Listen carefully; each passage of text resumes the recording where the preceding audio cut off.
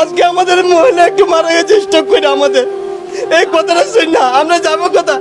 আজকে এই দেশের ভিতরে রোহিঙ্গা জন্য জায়গা আছে, আর আমরা যে আজকে যাদের হিন্দু দেখে মেত, আমাদের কোনো জায়গায় স্থান নাই। আমরা কি এতই খারাপ দেশের জন্য? আমরা কি বাংলাদেশের নাগরিক নয়? আমরা কি রোহিঙ্গাদের এখানে রাস্তার জায়গা দিয়েছে, আর আমরা আজকে রোহিঙ্গা দেখে খারাপ। মেয়র যে বলেছিল যে আমরা 20টা ঘর ভাঙবো, আগুন লাগায় দেন, নাইলে আমাদের উপরে কোনো জিনিস ফালাই আমাদের মাইরা আপনারা তাজমহল বানাতে বিল্ডিংও বানাইয়া দেয়, কিন্তু আমরা থাকি এই জায়গায়। এখন এটা ভেঙে দিলে কই যাবো আমরা? আমাদের গতকালকে আলটিমেটাম দেওয়ার পর উনি একটু ঘাবড়ে গেছিল, ঘাবড়ানোর পর অসুস্থ হয়ে আজকে সকালে মারা গেছে। ওরা শোনার পর থেকে ওনার অসুস্থতা বাড়ছে, আরও লাস্টে আজকে সকালে মারা গেছে। প্রধানমন্ত্রীর কাছে অনুরোধ করবো এই হরিজন সম্প্রদায়ের দিকে তাকানোর জন্য। এই কিভাবে অবৈধভাবে দখল করা হচ্ছে, আমরা কোথায় যাব? পুনর্বাসন ছাড়াই, আমাদেরকে পুনর্বাসন ছাড়াই অবৈধভাবে দখল করা হচ্ছে। মেয়র মহোদয়ের নির্দেশ কিনা আমরা জানতাম না। কি দোষ করছি প্রধানমন্ত্রীর? আমরা কি অনেক খারাপ করেছি তারে ভোট দিয়ে? তাহলে তো আমার কাছে থেকে উনি ভোট পাবে না, কোনোদিন পাবে না। আমাদের হরিজন ঐক্য পরিষদ থেকে কোনোদিনই ভোট পাবে না। ঘর ছাড়া আমরা হয়ে গেছি, ঘর ছাড়া হয়ে গেছে। আমার ভাই বাপ সবাই রাস্তা হয়ে গেছে। কি খাবার চেয়ে নিয়ে কি খামো না খামো, এটা কোনো ব্যবস্থা নাই আমাদের। ভোটার আইডি কার্ডের ঠিকানা আছে, আমরা ভোট কেন্দ্রতে ভোট দিতে যাই, কেমনে আমরা অবৈধ? আমরা বাংলাদেশের নাগরিক। একটু মহিলা স্ট্রোক করে মারা গেছে। আমাদের কালকে এই কথা বলেছিল, মেয়র যে বলেছিল যে আমরা 20টা ঘর ভাঙবো। আমাদের এখানে দীর্ঘদিন ধরে মনে করে আমাদের হুট করে আজকে বলছে যে লাগায় ঘরটা ভেঙে দিল। আজকে আমাদের মহিলা একটু মারা গেছে স্ট্রোক করে। আমাদের এই কথাটা শুন না, আমরা যাবো কথা। আজকে এই দেশের ভিতরে রোহিঙ্গা জন্য জায়গা আছে, আর আমরা যে আজকে যাদের হিন্দু দেখে মেত, আমাদের কোনো জায়গায় স্থান নাই। আমরা কি এতই খারাপ দেশের জন্য? আমরা কি বাংলাদেশের নাগরিক নয়? আমরা কি রোহিঙ্গাদের এখানে রাস্তার জায়গা দিয়েছে, আর আমরা আজকে রোহিঙ্গা দেখে খারাপ। আজকে আমরা মেথরে আজকে আমার এই অবস্থা আমাদের হয়ে গেল। আপনাদের বিরোধী দেখলো, এটা যে প্রধানমন্ত্রীর কাছে এটা যায়, এটাই আমার রিকোয়েস্ট থাকলো আপনাদের কাছে। আমাদের মারা গেছে মহিলাটা, 2 জন স্ট্রোক করছে, হিট স্ট্রোক করছে, 2 জন স্ট্রোক করছে। বাজারে এখনই মাটি নিয়ে যাচ্ছে, এই যে গাছের নিচে নিয়ে যাচ্ছে, ওই যে লাল দিকে আমাদের বিল্ডিংও বানাইয়া দেয়, কিন্তু আমরা থাকি এই জায়গায়। এখন এটা ভেঙে দিলে কই যাবো আমরা? আমাদের আগুন লাগায় দেন, নাইলে আমাদের উপরে কোনো জিনিস ফালাই আমাদের মাইরা আপনারা তাজমহল বানাতে এটা আপত্তি নাই আমাদের, আমাদের আপত্তি নাই। আমরা হাত জোড় করে বসতে আছি, আমরা ভয়ে কোথায় যাবো? এখন আমরা পথে ছাড়ার কোনো জায়গা নেই আমাদের। পথ ছাড়া আমরা হয়ে গেছি, ঘর ছাড়া হয়ে গেছে। আমার ভাই বাপ সবাই রাস্তা হয়ে গেছে। কি খাবার চেয়ে নিয়ে কি খামো না খামো, এটা কোনো ব্যবস্থা নাই আমাদের।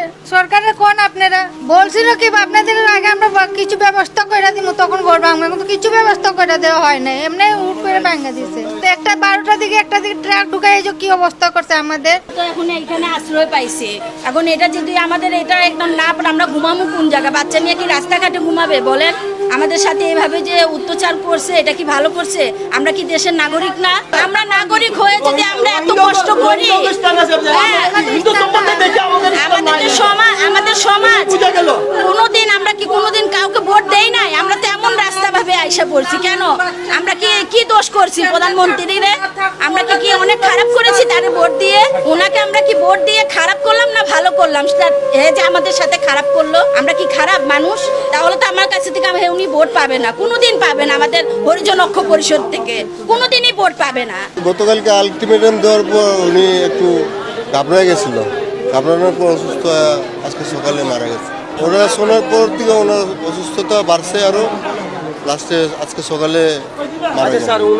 আমরা সবাই মিলিন্দুল্লাহবাসী আতঙ্কের মধ্যে গত কয়েকদিন যাবৎ থেকে আছি। মেয়র মহোদয়ের নির্দেশ কিনা আমরা জানতাম না, কিন্তু আমাদেরকে বলেছিল উচ্ছেদ করা হবে। আমরা একটা মানববন্ধন করি গতকাল আপনার রবিবার দিন। মেয়র মহোদয় আমাদের নেতাকর্মীকে আশ্বাস দেন যে মাত্র 20টা ঘর ভাঙা হবে। এখন আজকে 20টি না, আমরা যখন জরিপ করা হচ্ছে প্রায় 150 লোকের পরিবার, সেখানে বলা হচ্ছে যে না 20টি পরিবার, মানে অবৈধভাবে এটা দখল করা হচ্ছে। কারণ অবৈধ যদি না হতো, এটা আমাদেরকে যখন মেয়র মহোদয় উচ্ছেদ করতে আসতেন, প্রত্যেকটা মিডিয়া, প্রত্যেকটা সাংবাদিক ভাইয়েরা, আপনারা মাল্টিমিডিয়ারা সবাই আসতো উচ্ছেদের যে কোনো কার্যক্রমে। আজকে উচ্ছেদ হচ্ছে না, উচ্ছেদ যদি হতো আমাদেরকে তাহলে মিডিয়া নিয়ে আসতো।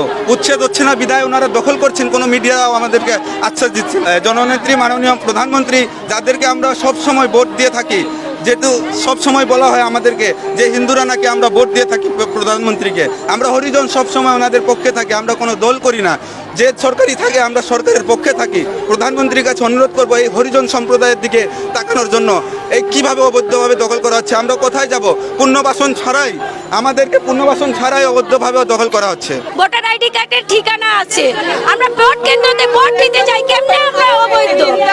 আমরা বাংলাদেশের নাগরিক, আমরা এই ঢাকার নাগরিক, কোথায় যাব আমরা? আমাদের জন্মস্থান এইখানে, আমাদের জন্মস্থান এইখানে। মাননীয় প্রধানমন্ত্রী, আপনি আমাদের 14 গোষ্ঠী 400 বছর ধরে ব্রিটিশ আমল থেকে তারা এই জায়গায় বসবাস করছে, কেন এখন উচ্ছেদ করা হচ্ছে আমাদের?